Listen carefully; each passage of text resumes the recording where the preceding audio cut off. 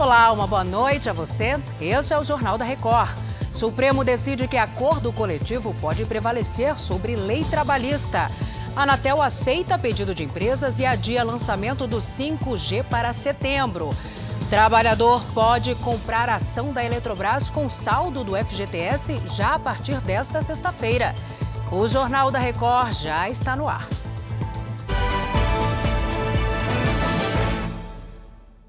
Oferecimento Bradesco. Entre nós, você vem primeiro.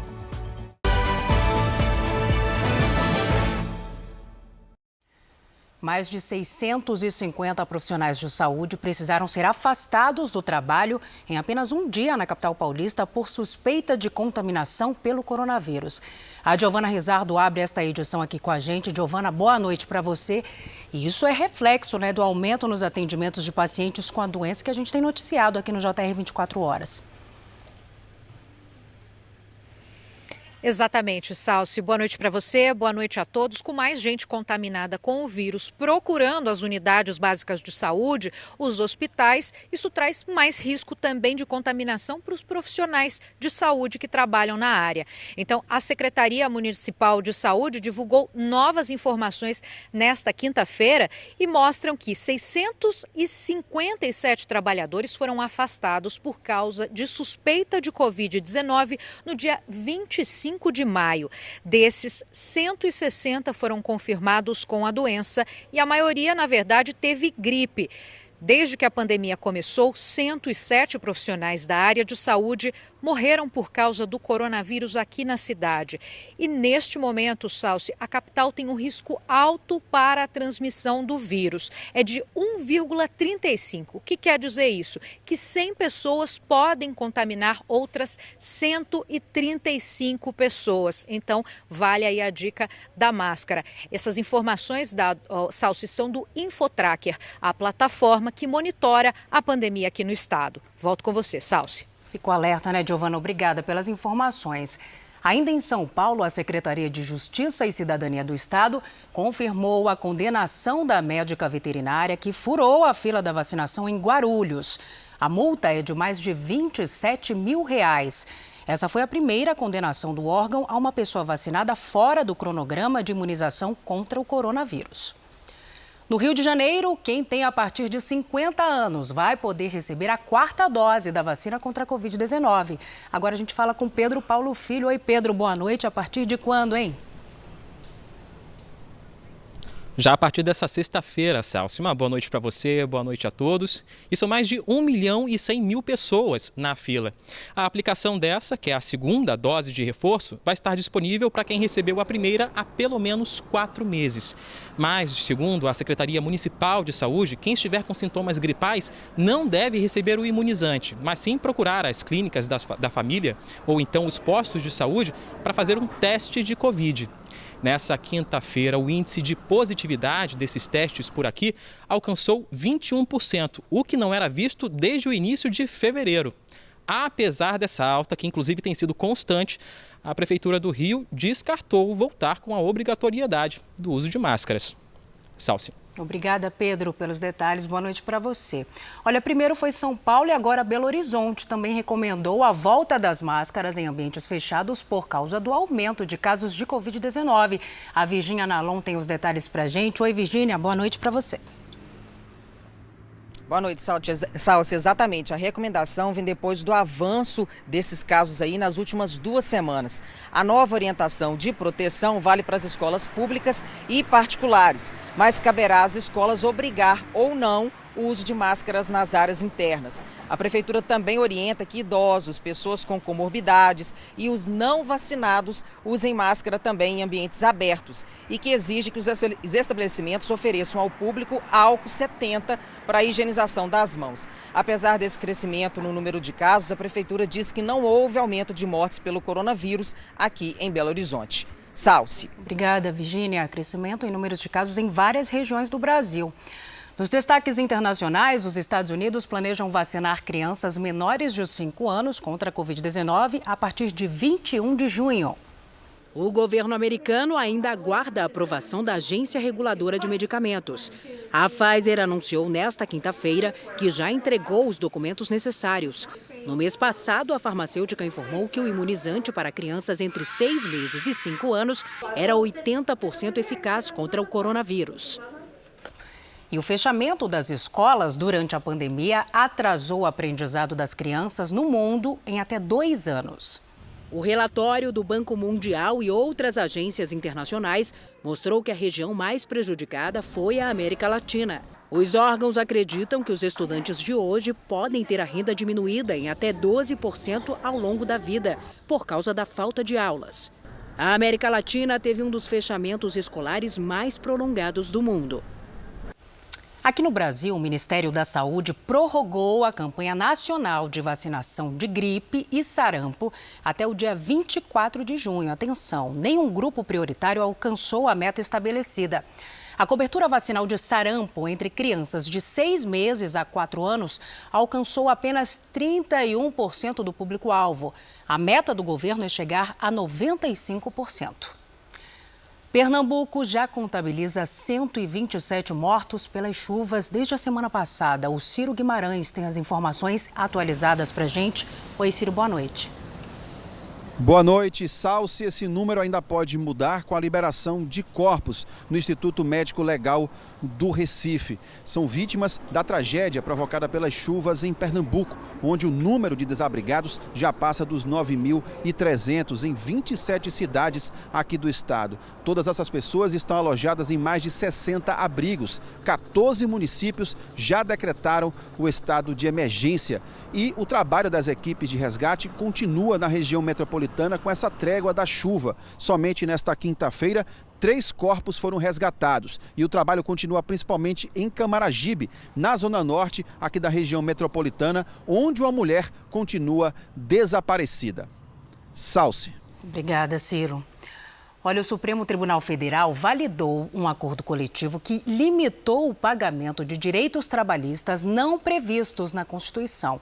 Vamos até Brasília conversar com o repórter Alessandro Saturno, entender como que ficou isso, né? Alessandro, boa noite para você. Olá, Salsi. Boa noite para você e a todos que nos assistem. Olha, na prática, o STF decidiu que os acordos entre as partes podem prevalecer sobre a lei. Esse julgamento, ele analisou aí o pagamento do deslocamento do trabalhador de casa até o trabalho. Os ministros, eles analisaram uma cláusula do acordo firmado entre uma empresa e o sindicato que previu o fornecimento de transporte para o deslocamento dos empregados, mas retirou o pagamento referente ao tempo de percurso. Ficou decidido que as normas de acordos e convenções coletivas podem limitar ou restringir direitos trabalhistas, desde que não desrespeitem o que está previsto ali na Constituição Federal. Agora, Salsi, essa decisão ela vai servir de jurisprudência, ou seja, de referência para quase 70 mil processos em todo o país. Salsi. Tá certo, Alessandro. Daqui a pouquinho falamos de novo. O presidente Jair Bolsonaro elogiou uma liminar do ministro Nunes Marques do Supremo Tribunal Federal. O ministro derrubou decisão do plenário do TSE que tinha cassado o mandato do deputado estadual do Paraná, Fernando Francischini, por atacar as urnas eletrônicas. O comentário do presidente foi durante a live desta quinta-feira. É uma coisa inacreditável essa cassação desse parlamentar. E não precisa falar, né, que os 3 do Supremo que estavam lá votaram pela cassação, placar de 6-1. Hoje o Cássio Nunes, o senhor ministro do Supremo Tribunal Federal, numa medida liminar, ele recompõe, ele restaura, né, restitui o mandato ao deputado Francischini. E nós sabemos aqui que o TSE está tendo medidas arbitrárias, né, contra o Estado Democrático de Direito, atacam a democracia, não querem a transparência do sistema eleitoral. E agora à noite, o ministro Nunes Marques derrubou outra decisão do plenário do TSE e devolveu o mandato do deputado federal José Valdevan, do PL de Sergipe. Em março deste ano, o parlamentar foi cassado por unanimidade por abuso de poder econômico. O ministro Nunes Marques destacou que a decisão do TSE ainda não foi publicada e, por isso, o parlamentar não pode perder o mandato antes de ter amplo direito à defesa e esgotar todos os recursos. A economia brasileira cresceu 1% de janeiro a março deste ano. A alta foi puxada pelo setor de serviços. De acordo com especialistas, é um sinal de recuperação da atividade econômica. O Wagner confere cada produto para preparar a entrega de moto na casa dos clientes. São 19 entregas, eu vou entregar mais ou menos em 3, 4 horas, dependendo do trânsito, dependendo do lugar onde eu for entregar, entendeu? No centro de distribuição da empresa, que faz transporte de produtos vendidos no comércio eletrônico, o volume de encomendas vem aumentando mês a mês. Se comparar o primeiro trimestre de 2022 com o primeiro de 2021, tivemos um crescimento de mais de 50% em volumes e, obviamente, faturamento nesse período. Mais do que dobrou a nossa base de colaboradores. Além do aumento das vendas pela internet, tem mais brasileiros saindo de casa para comprar nas lojas, para ir a restaurantes e voltando a viajar. No primeiro trimestre, o consumo das famílias subiu 0,7% e o setor de serviços, que inclui o comércio, teve alta de 1%. Foi o que fez a economia do país avançar. O Produto Interno Bruto, que é a soma de todos os bens e serviços produzidos no país, subiu 1% na comparação com os 3 meses anteriores. Em relação ao mesmo período do ano passado, a alta foi de 1,7%. Foi o terceiro trimestre seguido de resultado positivo. Entre as atividades industriais, o destaque foi a construção civil, com crescimento de 9%. Para este analista, a economia engrenou. É um baita resultado, é um resultado positivo, mostra uma sustentação desse crescimento. Então isso indica que a economia está tomando rumo, está tomando fôlego. Em Brasília, o ministro da Economia, Paulo Guedes, comemorou o resultado. Vem para cima, desemprego para baixo, economia melhorando, inflação vai descer.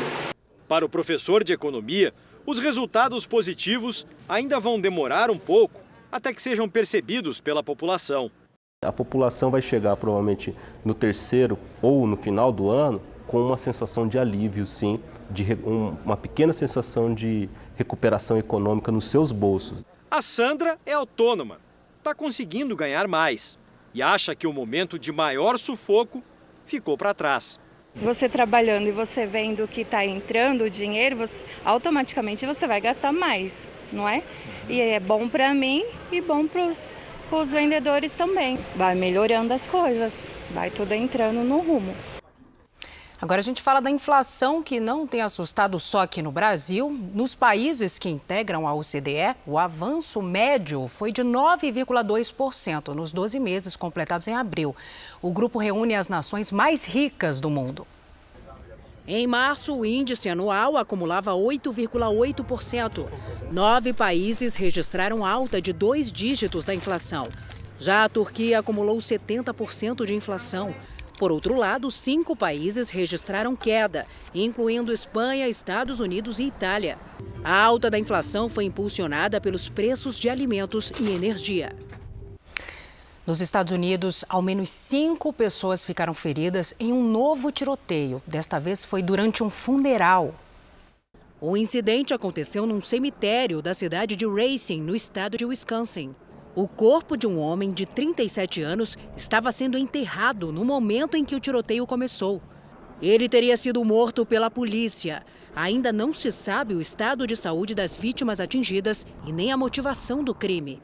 Agora à noite, o presidente Joe Biden pediu ao Congresso americano que proíba a venda de armas para a população.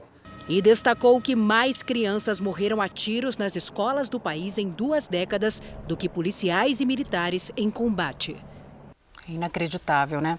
Olha, a cidade de Xangai, na China, voltou a impor confinamento para a população um dia depois de ter liberado os 25 milhões de moradores. A correspondente Silvia Kikuchi traz ao vivo mais informações para a gente. Silvia, boa tarde para você por aí. Parece que começou tudo de novo, né? Olha, pois é, Salsi, segundo as autoridades, mais de 500 mil pessoas continuam em isolamento em áreas onde foram detectados novos casos de Covid-19.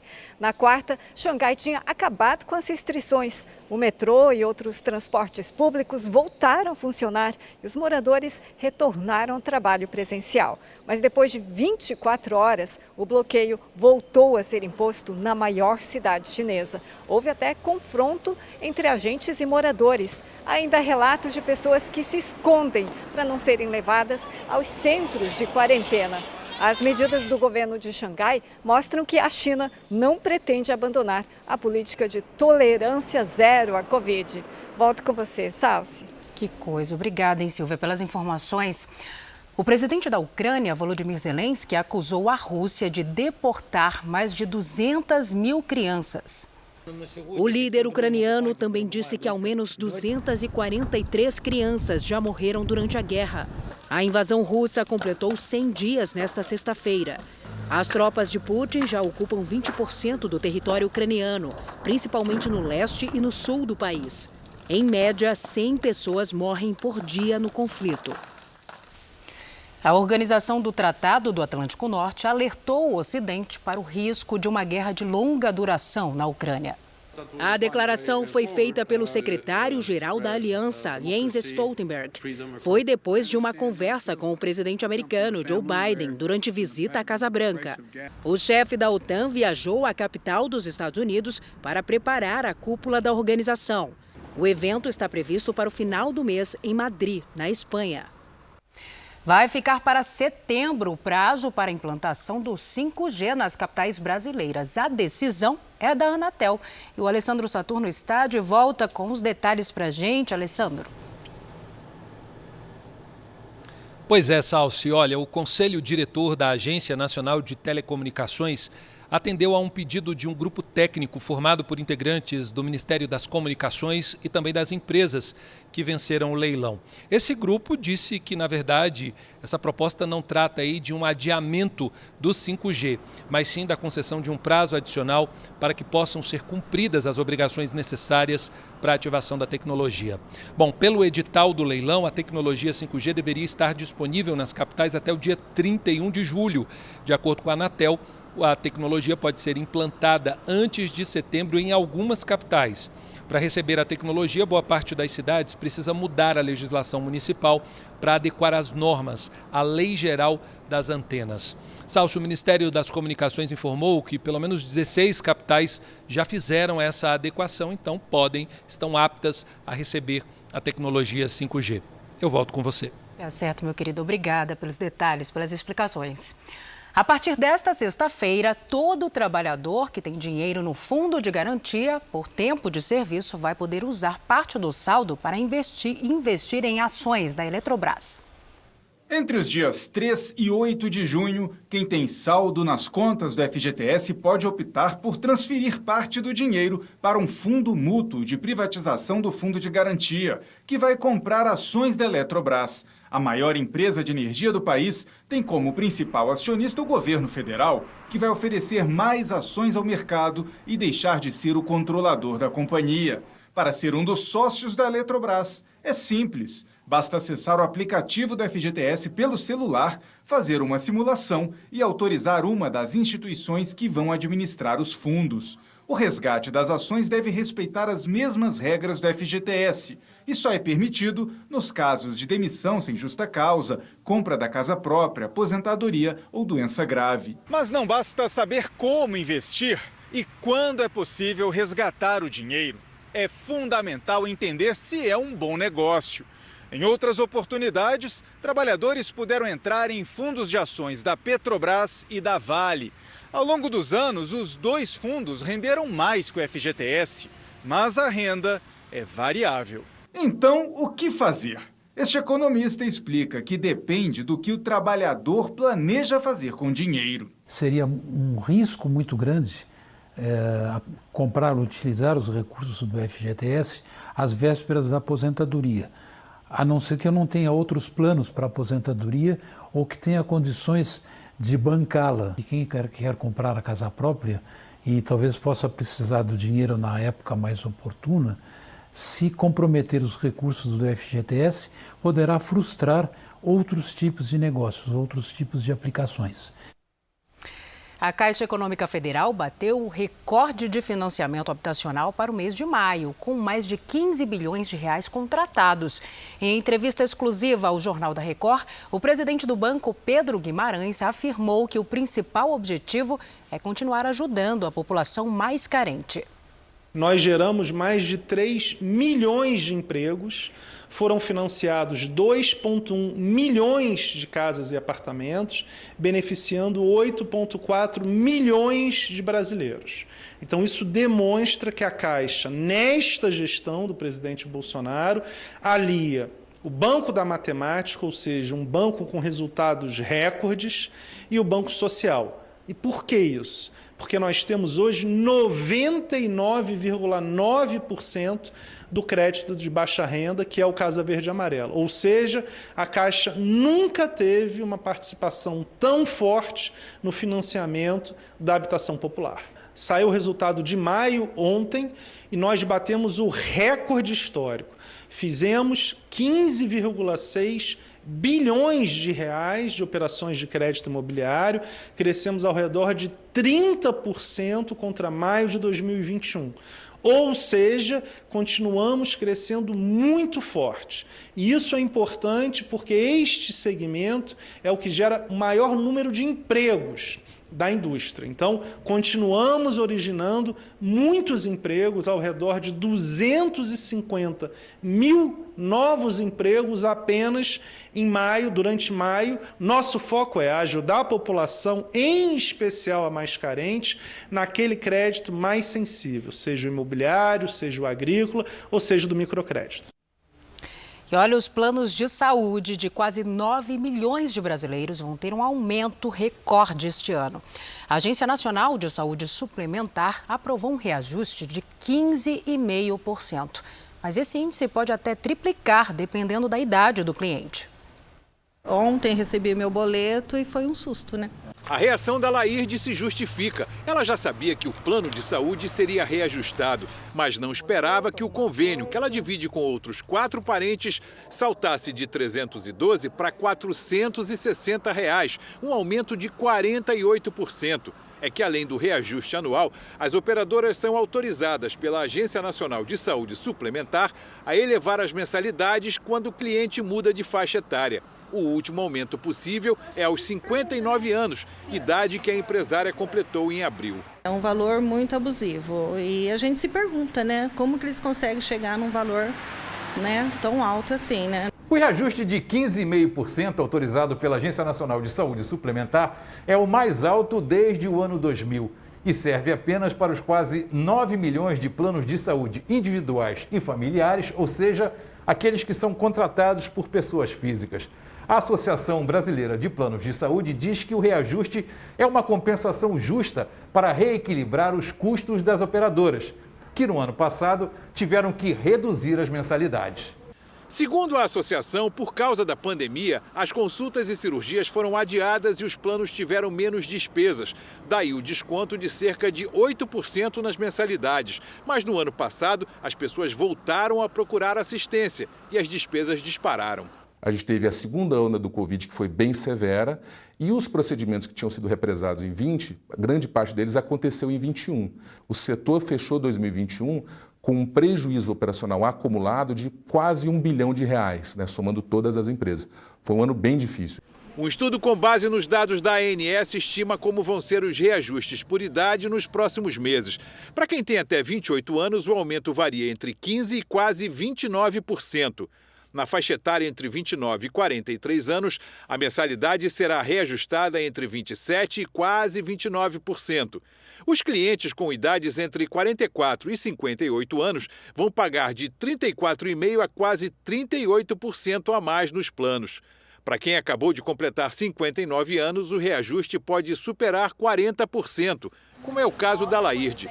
Para este Instituto de Defesa do Consumidor, quem não está de acordo com os reajustes deve brigar pelos seus direitos. Então nós entendemos que a ANS poderia, considerando esses fatores econômicos, levar mais em conta a situação do consumidor e pensar em formas de aliviar esse reajuste de 15,50%. O IDEC sempre orienta o consumidor a questionar a operadora, a exercer o seu direito à transparência em relação ao seu reajuste. Todo mundo deveria, reclamar, correr atrás para ver se consegue reverter, essa situação, porque não podemos aceitar tudo assim, O projeto que prevê transparência na composição dos preços dos combustíveis vai ajudar a identificar os gargalos por trás do que é cobrado para o consumidor.